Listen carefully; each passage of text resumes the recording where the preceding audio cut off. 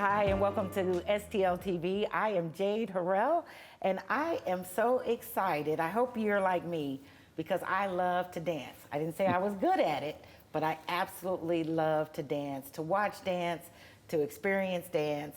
Well, if you're ready, I'd like to invite you to one of the Midwest's most popular dance festivals happening right here in St. Louis. I'm so glad to have with us Michael Uthoff, who is yes, thank you for being here. The executive director of Dance St. Louis, and you guys are teaming up with the Whitaker Foundation to bring us another great event. Yes, we will, and I think it's going to be a great 2 days of the festival. Yeah. And the Whitaker Foundation has been most grateful and most gracious, I say, in providing us the funding, especially at a time where a lot of corporate funding disappeared from the cultural scene in St. Louis. Absolutely. So without their help, this might have been very difficult to put through. How did you all weather the pandemic with, you know, your very core being, work, and presentation is for an audience? Well, I mean, it was difficult the first year, very much, because we never knew when things were going to open up, and we had to constantly be planning. In some ways, we had it less difficult than others, because we don't have a core of dancers that we're responsible for. We are a presenting organization. So most of the companies that we were going to present also closed their doors, so there wasn't nothing we could do. Oh my goodness. So we weren't owing them any money or anything like that. So that became, but we tried to be very fair. We tried to help the locals that were in dire needs. When the first Spring to Dance was canceled, we had them engaged, so we paid them something so that they could have.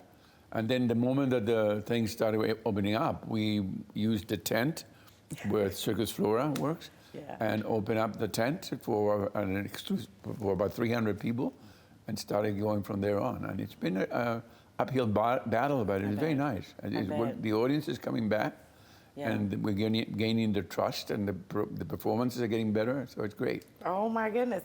Well, this will be your 16th annual, so certainly you've been able to bring that momentum back. Did you find that the community was hungry for this, ready for this? Well, if ticket sales are any indication, yes, it's happening. Well, I don't see why that would be difficult. 75 dancers from 12 professional dance companies from across the country. Exactly. You've got powerhouse companies, new breakout stars, and up-and-coming companies that are here in St. Louis that are sharing their artistry. And then you continue to offer a wide range of touring professional companies. I don't see why that would be a tough ticket to sell. Well, no,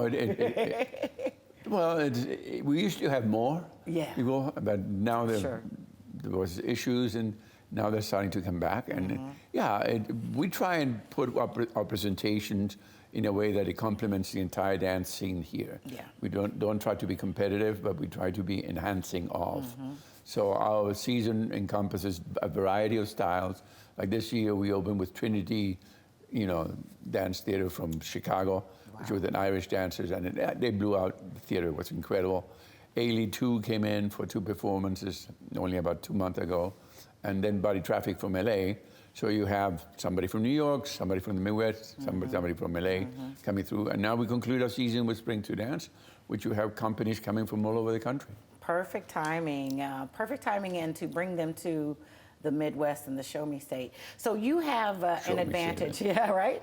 You have an advantage that others don't as a presenting organization. You're not necessarily tied to or guided by any editorial direction. You get to really showcase. How would you describe the state of dance in our region? I'm glad to say that I think it's improved a lot since 16 years ago when we started all this. We have served as a catalyst to their growth in every possible way. The caliber of the dancing has been enhanced tremendously by the education that people are getting locally and or those that are coming from elsewhere. I think the local dance companies have begun to understand what their role is really like and how much they have to commit to excellence. And with all that being said, everything is being lifted. So by us bringing the events that we do, they have something to measure up to. Right. So it's it's a challenge for them, and it's an exciting for us to give them that challenge. Give us a little bit of education on that role of the studios and the educational groups that are bringing up dance. You know, you mentioned they have a role in this. Help us understand the big picture. What is that vital role? I think if you have local dance as a whole, you are going to be appealing a lot to people that you know. We don't have dancers, so they don't get to know any of our dancers. We bring companies, we bring names, so we have to promote them. So in some ways, if they develop a cultured audience, an audience that's thirsty for quality, that is interesting for the unknown, it helps us. It does. And at the same time that we bring the very best, it helps them. It raises you know, to raise. So it's a symbiotic kind of partnership that we have. Their responsibility is to keep the fire burning while we only come in 3-4 times a year. Sure. You know. But that's pretty impressive. 3 or 4 times a year keeps a full dance card for you. And you've been doing this for a minute. Let me just say, I remember being a fledgling in radio, and we were talking radio. Well, you're a young thing. Young. I came Let into me qualify. I wasn't young. I was new to this market. No. You're a young thing. You and I aren't too terribly far apart. But what keeps you, you don't know. excited? Well, then you're doing a good job taking care of yourself, and I better take some notes. But what keeps you excited, connected, and fueled by this, that you are still so passionate and involved? I grew up in dance through my parents who were there, though I didn't care about it until I was 17 or 18. But I came into dance because I loved it. I came into dance not because somebody forced me, not because it was part of my family. Yeah. All of a sudden I discovered it actually through a girlfriend.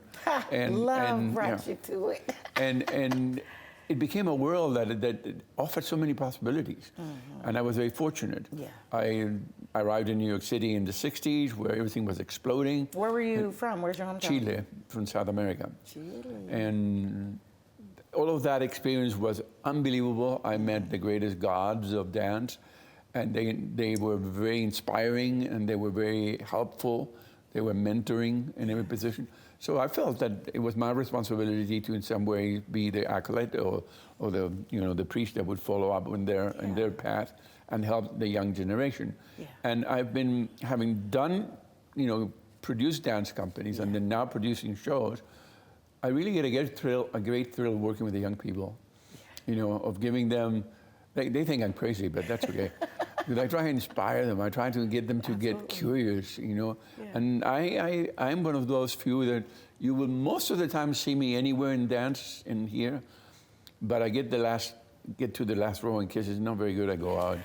I'm too old to waste too much time. With the performances. If it's not very good, I don't want to go. Well, what have you learned from the young folks and the new dancers of the day? Well, they keep me on my toes, no pun intended, because they are in tune with things in dance that I know nothing about. Mm-hmm. They are much. When hip hop has grown and come up, I can admire it, but I don't understand much about it. Yeah. They teach me.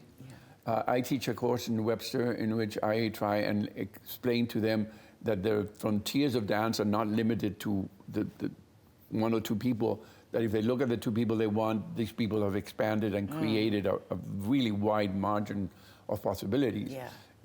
So as they discover these possibilities, they bring that information to me. Right. And I become very excited to it. Then it helps spring to dance, which is the whole point. I love it. Because through their input, I discovered companies that I didn't know existed. Exactly. And that enriches us all. Yeah, and I can't be everywhere. So that gives me the eyes of the youth, which I left behind. And you were once that fella, and that's what exposed to you. So it's come full circle. It sounds like it continues to breathe life into not only dance, but dance in St. Louis, as well as the new generations thereof, and keeps you on your toes.